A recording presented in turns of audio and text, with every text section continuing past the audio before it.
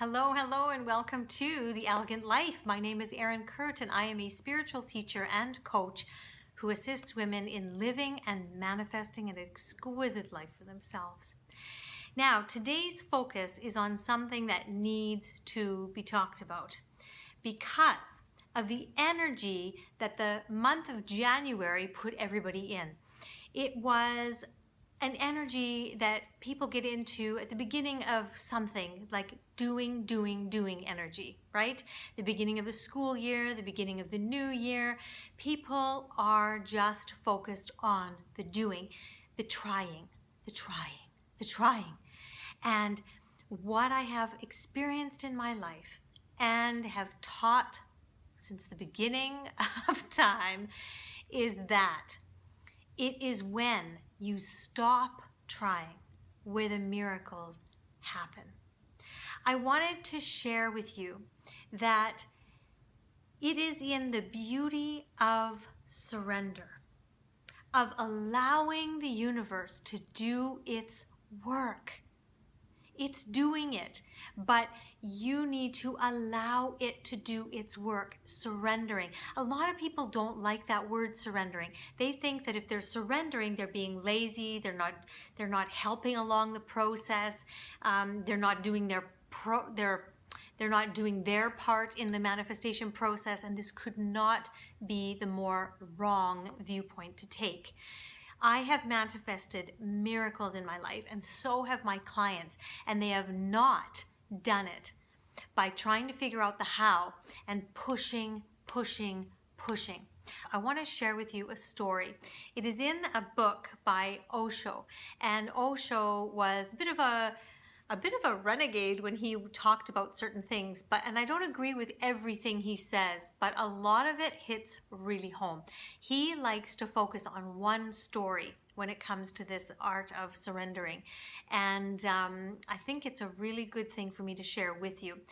I used to, for those of you that knew me before, I used to practice Buddhism a long time ago, back in around 1997, and I probably did it for about 4 years.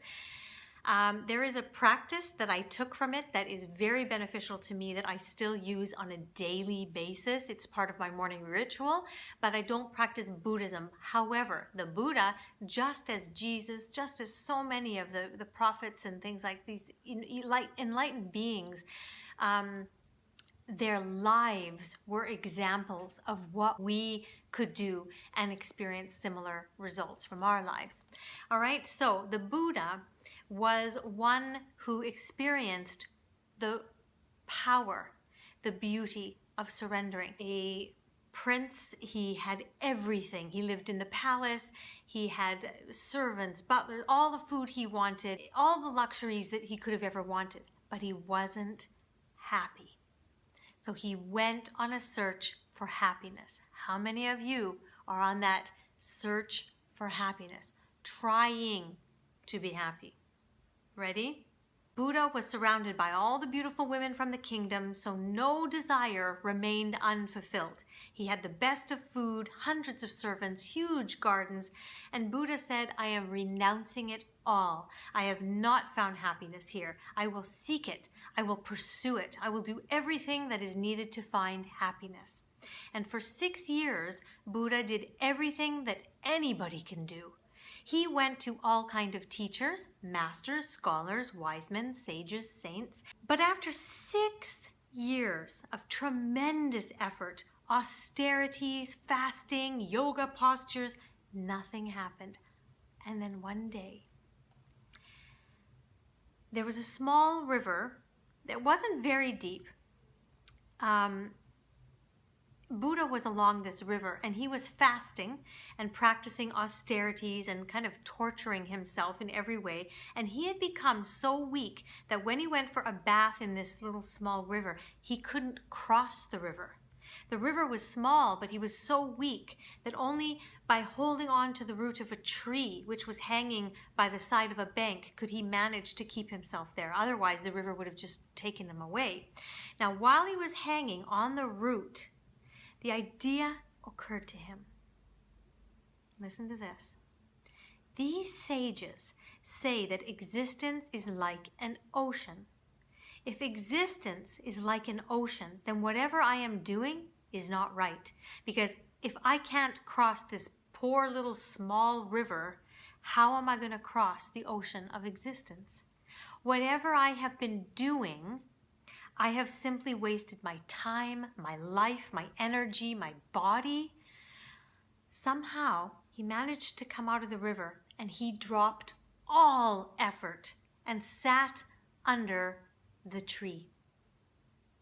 That evening, it was a full moon night, and for the first time in 6 years, he slept well. Because there was nothing to do the next day, nowhere to go, no practice to do, no exercise. The next day, there was no need to even get up early the next morning before sunrise. The next day, he could sleep as much as he wanted for the first time. Oh, he felt total freedom from all effort, seeking, search, pursuit. Of course, he slept in a tremendously relaxed way, and in the morning, as he opened his eyes, the last star was disappearing. It is said, with the last star disappearing, Buddha disappeared too. The whole night's rest, peace, no future, no goal, nothing to be done. For the first time, he was not himself. Lying down in no hurry to get up, he simply saw that all those 6 years looked like a nightmare, but it was the past. The star disappeared, and Siddhartha disappeared. This was the experience of bliss, or truth, of transcendence, of all that you have been seeking, but you have been missing because you have been seeking. Don't attach. Do not pursue. Now, I know that your collective consciousness, particularly in North America, the pursuit of something is so strong. And then you realize why you're not experiencing inner peace, why you don't know really what true happiness is. You don't wake up excited and bounce out of bed with joy. You are always searching for happiness, for success, for abundance, for love, for anything. And it is in the moment, just like Buddha did when he surrendered and said, I am just going to be.